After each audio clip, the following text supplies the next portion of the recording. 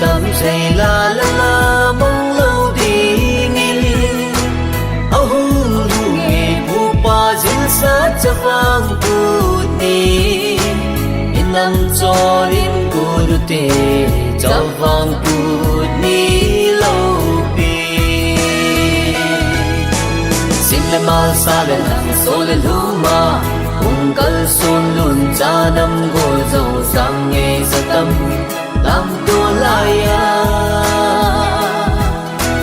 in nam cho in nam ze in nam tin pi bang kim min in nam cho in nam ze in nam tin pi bang kim min kun chong pa bang pa ko mu te cha vang tu ni lâu pi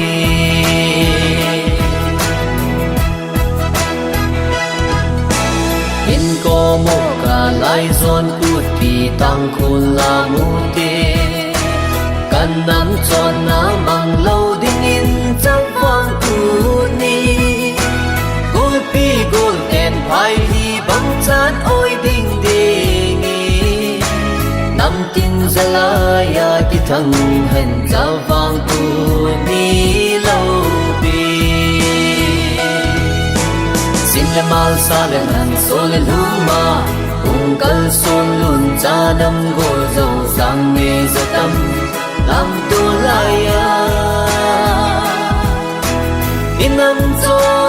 in nam ze min nam tin pi bang kim min in nam cho in nam ze min nam tin pi bang kim min kun chong pa om pa ko mu te cha vang tu ni lâu pi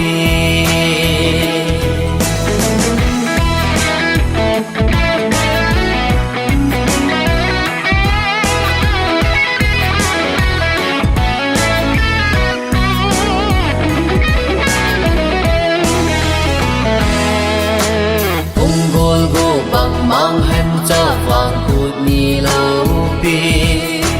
chào xa lại rộn ràng tuy băng in ki gom na hin ti nam tin phung gol ho to in ki to te no pa vui bang chan pa khom jing hen bu ti nam do sin le mal sa le nan so le lu ma ung kal son lun cha nam go zo sang nghe za tâm làm tua laya in nam cho in nam ze min nam tin pi bang kim min in nam cho in nam ze min nam tin pi bang kim min kun chong pa bang pa ko mu te cha vang tu ni lâu pi